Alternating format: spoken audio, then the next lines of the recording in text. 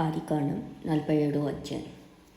యోసేపు వెళ్ళి ఫరోను చూచి, నా తండ్రియు నా సహోదరును వారి గొర్రెల మందలతోనూ వారి పశువులతోనూ వారికి కలిగినదంతటితోనూ కనాను దేశం నుండి వచ్చి గోషేనులో ఉన్నారని తెలియజేసి తన సహోదరులందరిలో 5గురిని వెంటబెట్టుకుని పోయి వారిని ఫరో సమక్షమందు ఉంచెను.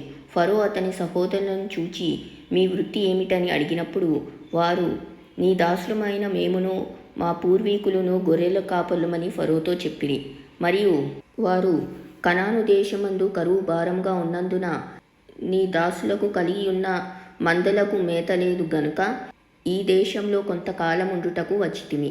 కాబట్టి గోషేను దేశంలో నీ దాసులు నివసింప సెలవిమ్మని ఫరోతో అనగా, ఫరో యోసేపును చూచి, నీ తండ్రియు నీ సహోదరులను నీ వద్దకు వచ్చి ఉన్నారు. ఐగుప్తు దేశం నీ ఎదుట ఉన్నది. ఈ దేశంలోని మంచి ప్రదేశమందు నీ తండ్రిని నీ సహోదరులను నివసింపచేయుము. గోషేను దేశంలో వారు నివసింపవచ్చును. వారిలో ఎవరైనా ప్రజ్ఞ గలవారని నీకు తోచిన ఎడల నా మందల మీద వారిని అధిపతులుగా నియమించుమని చెప్పాను. మరియు యోసేపు తన తండ్రి అయిన యాకోబుని లోపలికి తీసుకుని వచ్చి ఫరో సమక్షమందు అతని ఉంచగా, యాకోబు ఫరోను దీవించెను. ఫరో, నీవు జీవించిన సంవత్సరములెన్ని అని యాకోబును అడిగినందుకు యాకోబు, నేను యాత్ర చేసిన సంవత్సరములు 130, నేను జీవించిన సంవత్సరములు కొంచెంగాను దుఃఖసహితమైనవిగా ఉన్నవి.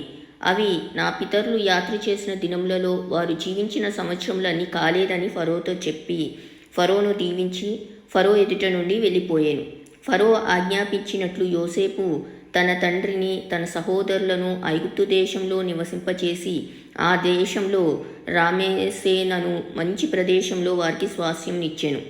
మరియు యోసేపు తన తండ్రిని తన సహోదరులను తన తండ్రి కుటుంబపు వారిని అందరినీ వారి వారి పిల్లల లెక్క చొప్పున వారికి ఆహారం ఇచ్చి సంరక్షించెను. కరువు మిక్కిలి భారమైనందున ఆ దేశమందంతటను ఆహారము లేకపోయెను. కరువు వలన ఐగుప్తు దేశమును కనాను దేశమును క్షీణించెను. వచ్చిన వారికి ధాన్యం అమ్ముట వలన ఐగుప్తు దేశంలోను కనాను దేశంలోనూ దొరికిన ద్రవ్యమంతా యోసేపు సమకూర్చెను. ఆ ద్రవ్యమంతటిని యోసేపు ఫరో నగరులోనికి తెప్పించెను.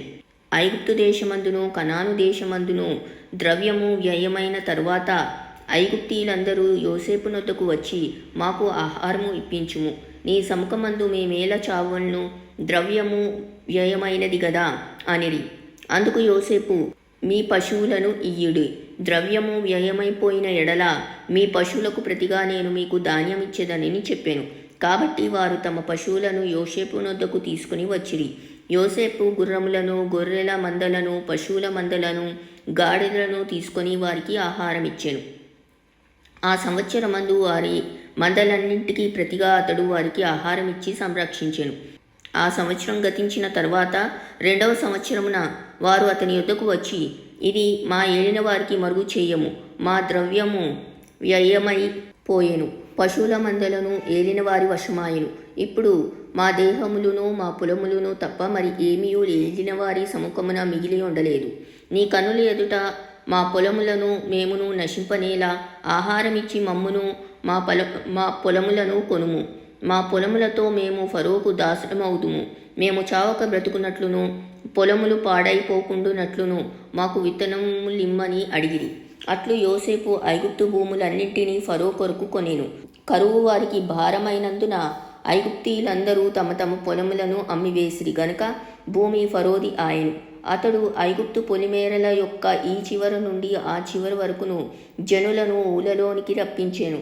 యాజకుల భూమి మాత్రమే అతడు కొనలేదు. యాజకులకు ఫరో బత్తములు నియమించెను. ఫరో ఇచ్చిన బత్తం వలన వారికి భోజనం జరిగెను గనుక వారు తమ భూములను అమ్మలేదు. యోసేపు, ఇదిగో నేడు మిమ్మును మీ భూములను ఫరో కొరకు కొని ఉన్నాను. ఇదిగో మీకు విత్తనములు పొలములలో విత్తుడి. పంటలో 5వ భాగం మీరు ఫరోకు ఇయ్యవలను.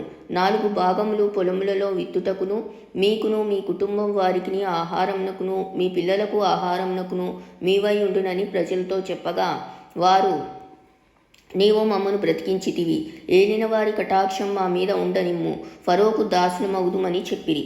అప్పుడు 5వ భాగము ఫరోదని నేటి వరకు యోసేపు ఐగుప్తు భూములను గూర్చి కట్టడ నియమించెను. యాజకుల భూములు మాత్రమే వినాయింపబడెను. అవి ఫరోవి కావు. ఇశ్రాయేలీలు ఐగుప్తు దేశమందలి గోషెను ప్రదేశంలో నివసించిరి. అందులో వారు ఆస్తి సంపాదించుకొని సంతానాభివృద్ధి పొంది మిగుల విస్తరించిరి. యాకోబు ఐగుప్తు దేశంలో 17 సంవత్సరములు బ్రతికెను. యాకోబు దినములు అనగా అతడు జీవించిన సంవత్సరములు 147. ఇశ్రాయేలు చావవలసిన దినములు సమీపించినప్పుడు అతడు తన కుమారుడైన యోసేపును పిలిపించి, నా ఎడల నీకు కటాక్షమున్న ఎడల దయచేసి నీ చెయ్యి నా తొడ క్రింద ఉంచి నా ఎడల దయను నమ్మకమును కనపరచుము. ఎట్లనగా నన్ను ఐగుప్తులో పాతిపెట్టకుము.